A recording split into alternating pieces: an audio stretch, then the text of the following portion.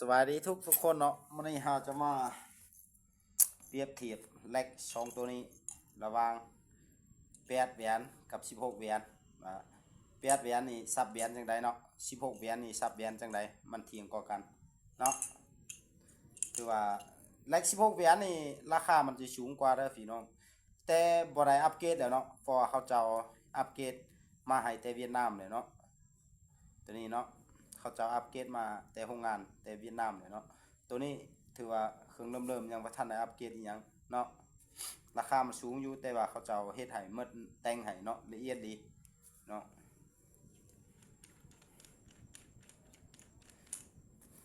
มาออกมาเนาะบ่มีอีหยังว่าปิ่น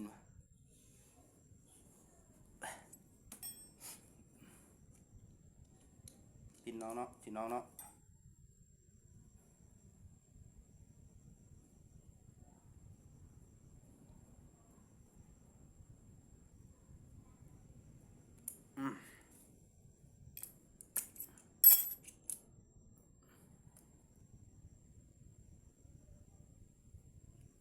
โรงงานเขาจะซับความหา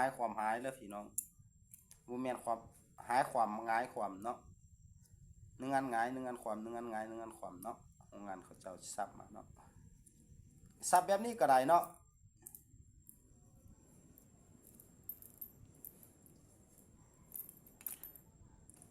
อันนี้แลก8เหรียญพี่น้องเอาสมั่งแลกตัว16เหรียญให้เบิ่งเนาะ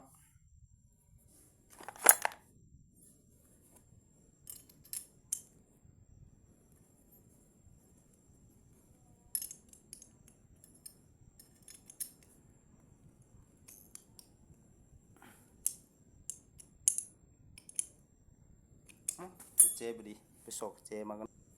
เจมาเปิดออก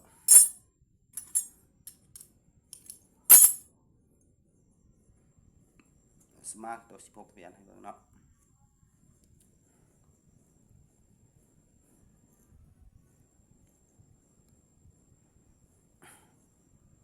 เฮ็ดละเอียดหลายพี่น้องเนาะแลกตัว16เหรียญเนาะถือว่าเฮายิงปะทะกันถือว่าบ่สู้แลกตัว16เหรียญนะแลกตัว16เหรียญมีความแม่นยำกว่าหลายเนาะ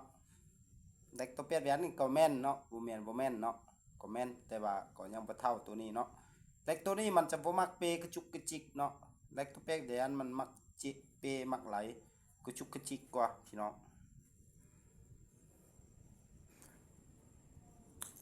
เด้เนาะ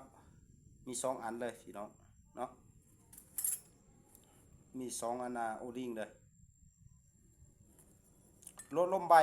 เนาะแลกตัวนี้เนาะลมก็เสถียรสประกอบใส่กับแฟกตอร์พี่น้องลำซูเปอร์เฮฟวี่เนาะ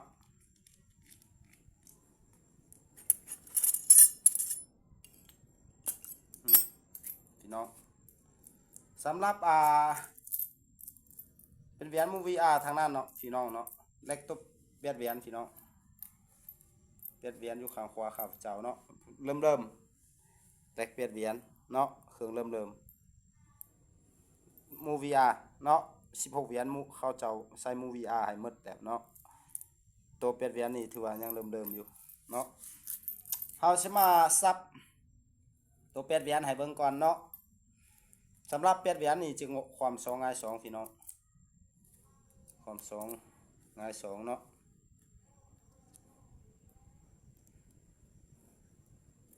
ความ2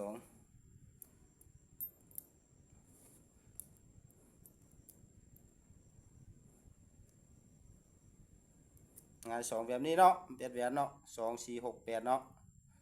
ความ2ง่าย2ความ2ง่าย2ไปแบบนี้เนาะซับแบบนี้มันจะเที่ยงเนาะ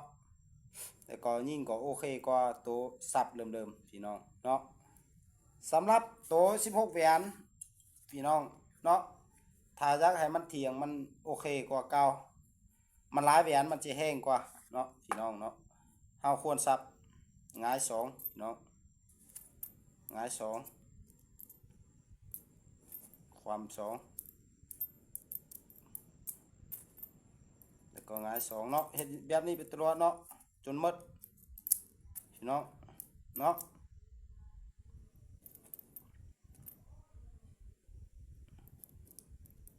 ฮ็ดแบบนี้ไปตรวจจนหมดพี่น้องเนาะแม่นหลายพี่น้องแลกตัวนี้เนาะโอเคหลายแล้วก็แม่นหลาย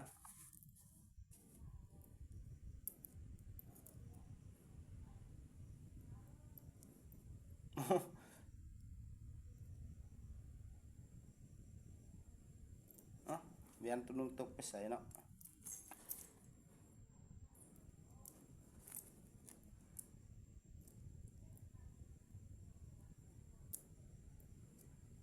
เนาะแบบนี้เนาะพี่น้องถือว่าเฮายิงปะทะกันถือว่าเลข16เหรียญนี่แม่นกว่าเนาะให้ซับแบบนี้เนาะพี่น้องเนาะความ2ง่าย2ความ2ง่าย2ความ2ง่าย2ไปตลอดเนาะพี่น้องเนาะมันจะโอเคกว่าอันนี้เป็นชุดโหลดของแท็กเตอร์เนาะเฮาอัปเกรดให้เรียบร้อยพี่น้องนี่วันนุ่มนี่กวายงางก็ขึ้นเนาะวันนุ่มหลายเนาะเฮาอัปเกรดให้เรียบร้อยเนาะแม่น 100% ล่ำเนาะไปจากไหลสุดโลดไหลล่ำอีหยังก็ทักเข้ามาไหลเนาะสุดสปริงท็อกเอพี่น้องพักโตทักติโก้ A2 มานี่เนาะขอต่อเนาะนี่ตรงนี้เนาะแล้วก็สุดสปริงทักติโก้พี่น้องนะครับก็มีแล้วก็มีเก็บเสียงอินโลเนาะอินโดนีเซียน้อยสั่นเนาะสั่นน้อยเบาพี่น้องอินโลอันนี้กิบไม้เนาะใส่กับผักต่อทอกเอเนาะนี่ใส่ห่วงโอ้งามหลายพี่น้องเนาะงามงามงามหลาย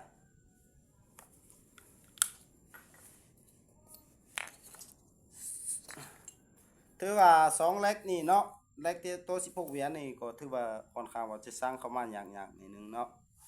ถือว่าบ่คือตัว8เหรียญเนาะพี่น้องเนาะ8เหรียญนี่ขายทั่วไปอาจสิมีหลายเนาะ16เหรียญนี่อาจมีหน่อยพี่น้องเนาะสนใจเครื่องอีหยังก็ทักเข้ามาเนาะสุดสุปอกสปริงกิบไม้เก็บเสียงอินโลเนาะทักเข้ามาได้สุดรถอัปเกรดพี่น้องเนาะหลายมือแล้วครับเจ้าบ่ได้อัปมาอัปเกรดให้แล้วก็มื้อนี้ครับเจ้าก็มีเวลาหน่อยนึงก็มาอัปเกรดให้ลูกค้าเขาเจ้าก็โลดทามาเนาะ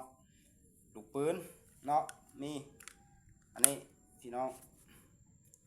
จะส่งไปเวียดนามเนาะสุดรถตัวนี้เนาะ